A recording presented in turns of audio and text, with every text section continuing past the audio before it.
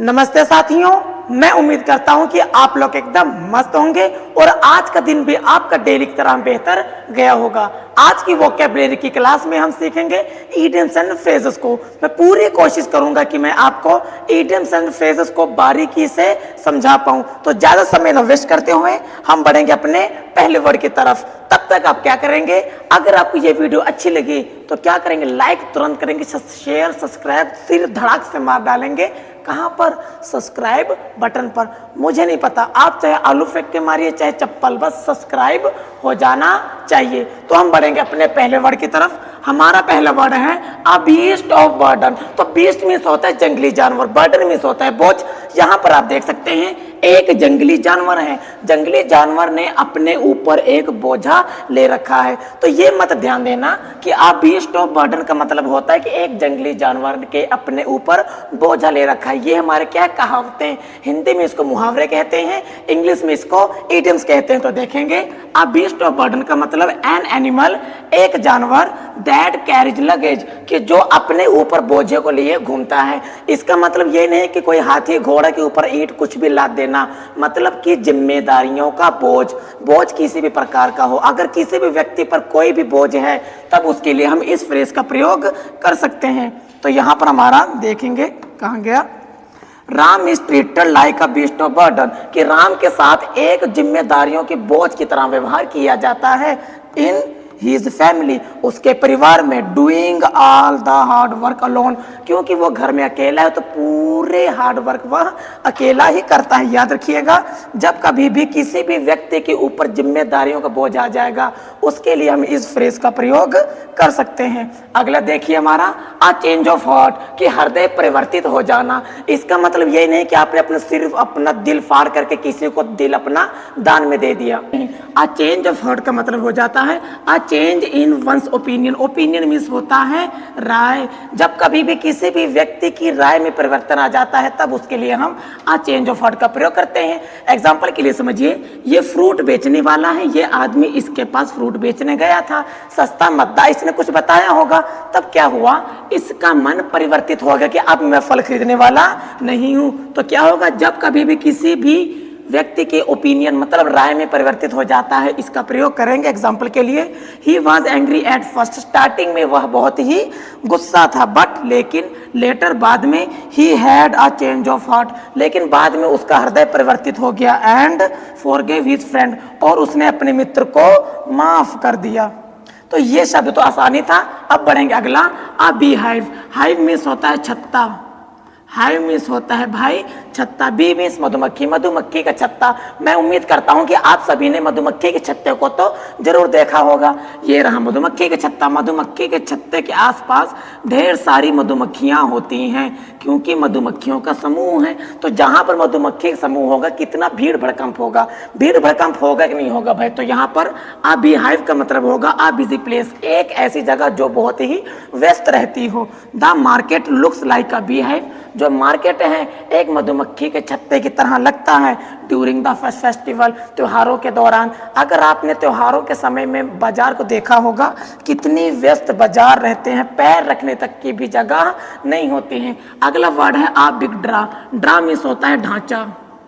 Draw means क्या होगा भाई, ढांचा, ढांचा कह लीजिए या फिर आकार कह लीजिए। आ बिग ढांचे का मतलब होता है ह्यूज अट्रैक्शन। ह्यूज मीन्स होगा बड़ा, अट्रैक्शन मीन्स होगा जहां पर हम अट्रैक्ट हो जाते हैं, आकर्षित हो जाते हैं। यहाँ पर देखिए, यहाँ पर एक लाइव कॉन्सर्ट चल रहा है और सामने बहुत सारी ऑडियंस बैठी हुई है।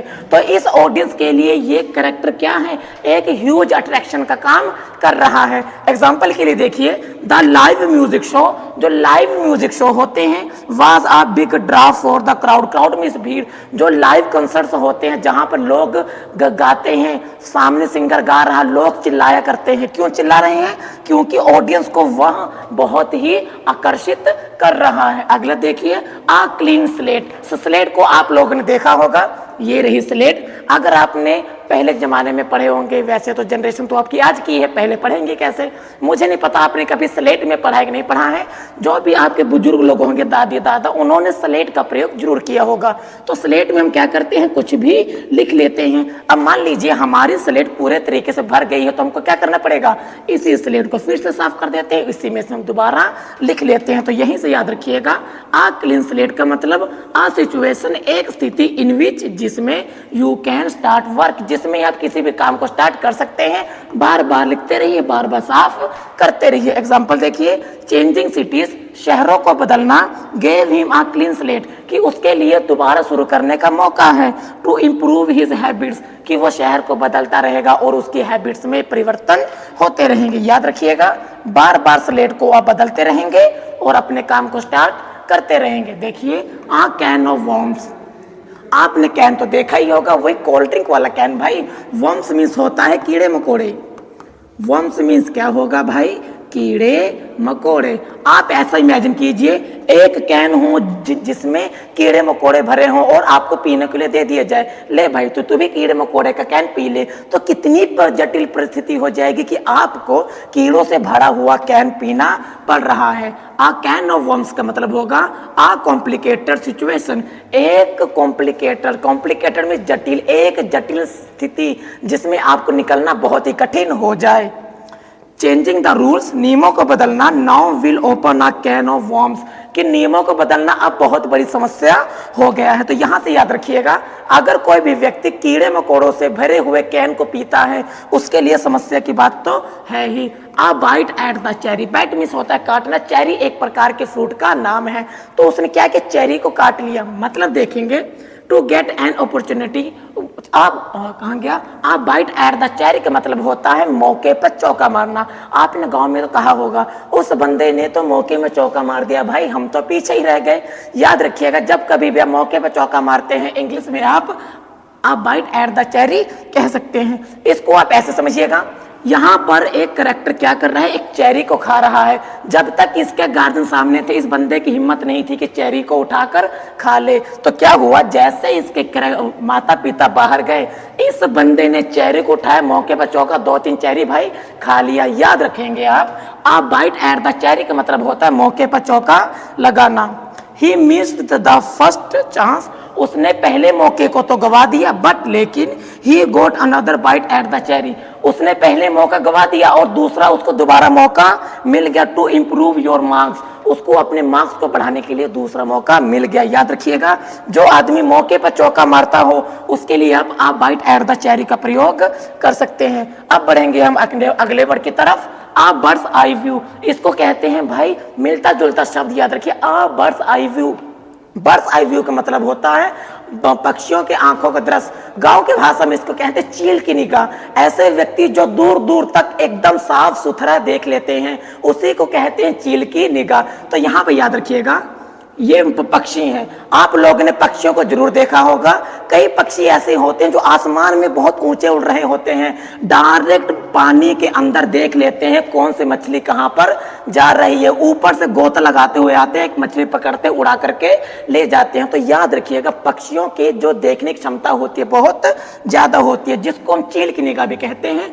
आ बर्ड्स आई व्यू का मतलब होता है आ जनरल व्यू फ्रॉम अबव, कि ऊपर से नीचे के पूरा दृश्य देखना। अब उसने ऊपर ही क्यों लिया है, अरे भाई पक्षी है तो ऊपर ही तो उड़ेगा, जब ऊपर उड़ेगा तो ऊपर से नीचे ही तो देखेगा।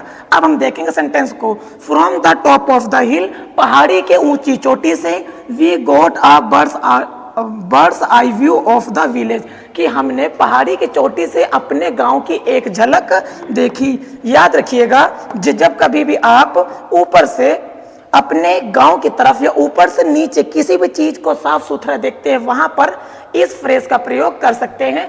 अगला हमारा है आ बून इन डिस्गाइज। बून मीन्स होता है आशीर्वाद। बून मीन्स क्या होगा भाई, आशीर्वाद। डिस्गाइज मीन्स दुख, कि मतलब कि पहले आपके पास दुख हो और बाद में खुशी हो जाए। इसको ऐसे समझो, ये हमारा एक भिखारी है, सुबह से भीख मांग रहा, भूखा प्यासा, ठंडी गर्मी चाहे जैसे भी, उसको किसी ने भी भीख नहीं दी। सुबह से तो आदमी भूखा था। जब सुबह से आदमी भूखा था, अचानक से एक आदमी आकर के उसको ढेर सारे पैसे दे देता है, तो जब शुरू से भूखा था तो वो क्या हो जाएगा, सैड हो जाएगा। इमेजिन कीजिए सुबह से आपको कटी चवन्नी नहीं मिली है, धूप में आप बैठे हुए हैं और अचानक से एक आदमी आकर के आपको ढेर सारे पैसे दे देगा, तो पहले सैड था, बाद में खुश हो गया। तो यहां पर आप देखेंगे लॉजिंग दैट जॉब, उस जॉब को खो देना, was uh boon in disguise, उसके लिए भाई खुशी की बात है। बिकॉज क्योंकि I found a better job one letter, कि ये घटिया जॉब से तो मैं पहले से ही परेशान था, पहले परेशान था, अच्छी खासी जॉब थी, चली गई, मुझे किसी बात का दुख नहीं है, हाथ पैर जिंदा है, हम अच्छी नौकरी कर लेंगे। याद रखिएगा, पहले दुखी होना चाहिए, बाद में खुश हो जाएगा। अगला है आ क्लोज बुक, एक बंद किताब, ये मुहावरा है। आ बंद किताब का मतलब होगा आ मिस्ट्री, मिस्ट्री मीन्स होता है रहस्य, मिस्ट्री मीन्स क्या होगा भाई, रहस्य। ये भी एक मुहावरा है, इसको आप ऐसे समझिए, एक आदमी लाइब्रेरी में बैठा हुआ है, इसके हाथ में किताब है और वो किताब है बंद। जब बंद किताब है, क्या आप उस बंद किताब के अंदर देख पाएंगे, नहीं देख पाएंगे। इस किताब के अंदर क्या लिखा हुआ है आपके लिए बहुत ही रहस्य की बात है। रहस्य ऐसी चीजें होती हैं जो चीजें आपको पता ना हो। तो ये सभी करेक्टर लोग क्या कहेंगे इस डायलॉग को, he never share his feelings, कि वह अपनी भावनाओं को कभी भी साझा नहीं करता है। सो इसलिए he is a closed book to everyone, इसीलिए वह सभी के लिए एक रहस्य है। याद रखिएगा, किताब बंद होगी, उसके अंदर क्या लिखा है आपको पता नहीं है, तो रहस्य की तो बात होनी ही है। अगला वर्ड है a fish out of water. Imagine कीजिए, मछली को तो पानी में अच्छा लगता है, मछली जल की रानी है, जीवन उसका पानी है। जब जीवन ही उसका पानी है, आपने तो मछली को बाहर निकाल दिया, तो मछली जब हमारी बाहर निकल गई तो वो तो उसको तड़प होगी। सोचो कितनी जटिल समस्या है उसके लिए। तो आ फिश आउट ऑफ वाटर का मतलब होता है एन अनकंफर्टेबल, अनकंफर्टेबल मीन्स असुविधा। जब मछली जल की रानी है तब उसको सुविधा है, मछली को पानी से बाहर कर देंगे तो उसके लिए कॉम्प्लिकेटेड स्थिति हो जाएगी। देखेंगे इन द न्यू स्कूल, नए स्कूल में, ही फेल्ट, उसने महसूस किया like a fish out of water, कि नए स्कूल में जब बच्चा बाहर जाता है तो अलग रहता है। क्यों? उसके तो मित्र नहीं है।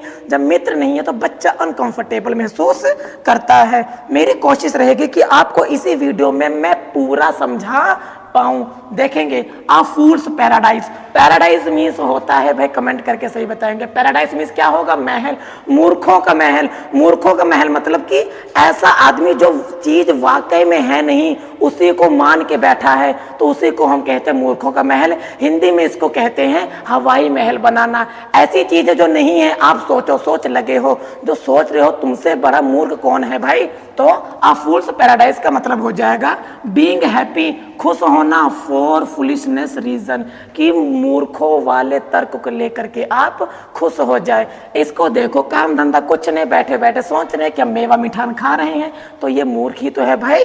अब हम सेंटेंस को देखेंगे, 4 years, सालों से, he lived in a fool's paradise unaware of truth, कि सालों से वह झूठ की जिंदगी जी रहा है क्योंकि उसको सच्चाई का पता नहीं है। जब सच्चाई का पता नहीं है तो वो मूर्ख ही तो है भाई। अब हमारा अगला देखेंगे, अगला वर्ड है आ ग्रे एरिया। ग्रे हमारा, इसको ऐसे समझिए, ग्रे एक प्रकार का कलर है। आप ले लेंगे व्हाइट शीट, व्हाइट शीट पर कुछ लिख दीजिए और उसके ऊपर आप ग्रे कलर कर दीजिए, तो क्या आपको दिखाई देगा? नहीं दिखाई देगा। आ ग्रे एरिया का मतलब होगा एन अनक्लियर सिचुएशन, ऐसी स्थिति जो साफ साफ ना बताई गई हो। ये एक ऑफिस का सीन है। ऑफिस के बॉस ने कुछ नए नियम बनाए हैं, उस नियम को इन्होंने साफ साफ नहीं लिखा है, तो ये लोग क्या बोल रहे हैं, the rules are not clear. ये लोग बोल रहे हैं ये जो नियम है साफ साफ नहीं लिखे हैं, सो इसलिए it becomes a grey area. इसीलिए ये क्या है, अनक्लियर है, अनक्लियर स्थिति है कि इसमें साफ साफ नियमों को अच्छे से बताया नहीं गया है। अगला है a man of letters. A man of letters means ऐसा व्यक्ति जो ढेर सारे पत्र लिखता हो, जो पत्र लिखेगा पढ़ा लिखा ही तो होगा। अ मैन ऑफ लेटर्स का मतलब अ वेल एजुकेटेड, जो बहुत ही शिक्षित हो। इसको देखो भाई, ये आराम से बैठ के राम कहानी लिख रहे हैं। राम कहानी मतलब क्या, लिखो लिख लगा हुआ है, अपने थॉट्स को, विचारों को जनता तक पहुंचाने के लिए लगा हुआ है। He is known as the man of letters, कि उसको बहुत शिक्षित व्यक्ति माना जाता है इन हिज विलेज, कि वह आदमी अपने गांव का बहुत ही शिक्षित है। याद रखिएगा, अ मैन ऑफ लेटर्स, ऐसा आदमी जो दिन भर पत्र लिखता हो। जो दिन भर पत्र लिखेगा, जाहिर सी बात है भाई, वह समझदार और एजुकेटेड पर्सन है। अगला a man of means. Means होता है साधन। मीन्स क्या होगा भाई, साधन। साधन का मतलब ये नहीं कि उसके पास 2 पहिया 4 पहिया, ई रिक्शा, ट्रक, गाड़ी सब कुछ है। साधन का मतलब यहाँ से पैसों का है, मतलब कि ऐसे व्यक्ति जिनके पास ढेर सारा पैसा होता है, किसी भी चीज़ की कोई कमी नहीं होती है, वहाँ पर हम इस फ्रेज का प्रयोग करते हैं। अ मैन ऑफ मीन्स का मतलब होता है अ वेल्दी मैन, कि एक अमीर आदमी। ही is a man of means, कि वह बहुत अमीर हैं। Who can afford a luxurious life, कि जो ऐश व आराम का जीवन जी सकता है। अब बढ़ेंगे अगले शब्द की तरफ। अगला वर्ड है हमारा आ नाइट ऑल, की रात का उल्लू। यहाँ पर उल्लू का रेफरेंस इसलिए लिया गया है, आप सभी तो जानते ही हैं उल्लू की एक खास बात होती है, दिन में तो जागेगा, रात में देर रात तक, पूरी रात ही जागते हैं। ऐसे व्यक्ति जो देर रात तक जागते हैं, देर लेट नाइट आते हैं, देर रात तक काम करते हैं, उनके लिए एन आइट ऑल ईडियम्स का प्रयोग कर सकते हैं। पेपर का समय है बेटा, दिन रात पढ़ो, पढ़ लगे हैं, कोई बात नहीं, पढ़ना चाहिए। रात भर आप भी जागिए, रात भर आप भी पढ़िए। देखते हैं, I am a night owl, कि मैं एक रात का उल्लू हूँ। बिकॉज, क्योंकि I like studying late night, क्योंकि मुझे देर रात तक पढ़ना पसंद है। तो याद रखिएगा, आ नाइट ऑल का मतलब होगा आ पर्सन, एक व्यक्ति, who prefers to be awake late at night, कि ऐसे व्यक्ति जो देर रात तक जागना पसंद करते हैं, उनके लिए हम इस फ्रेज का प्रयोग कर सकते हैं। अब हमारा अगला वर्ड देखिए, a piece of cake. A piece of cake का मतलब केक का एक छोटा सा टुकड़ा। आप ही जानते हैं कि कितना सॉफ्ट होता है, इसको काटना, खाना पीना सब कुछ कितना आसान होता है। आ पीस ऑफ केक का मतलब होगा a very easy task. Task means होगा कार्य, ऐसे काम जो करने में बहुत आसान होते हैं, उनके लिए आप पीस ऑफ केक का प्रयोग कर सकते हैं।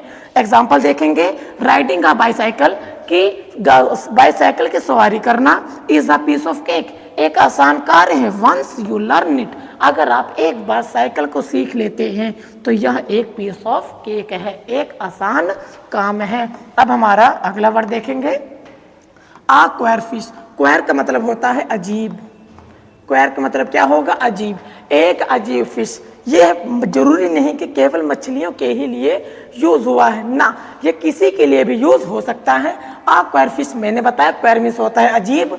एन इंसेंट्रिक और अनकन्वेंशनल पर्सन, ऐसा व्यक्ति जिसकी हरकतें बहुत ही अजीब होती हैं, उनके लिए ये आ क्वेर फिश का प्रयोग किया जाता है। एग्जाम्पल्स के लिए, ये पड़ोसी हैं, अब पड़ोसी सड़क से कहीं पर जा रहा है, एक आदमी बैठा हुआ है, बैठा नहीं भाई, सो रहा है, रात में ऐनक लगा रखा है। ये बताओ, क्या कोई आदमी सोते वक्त रात में ऐनक लगाता है?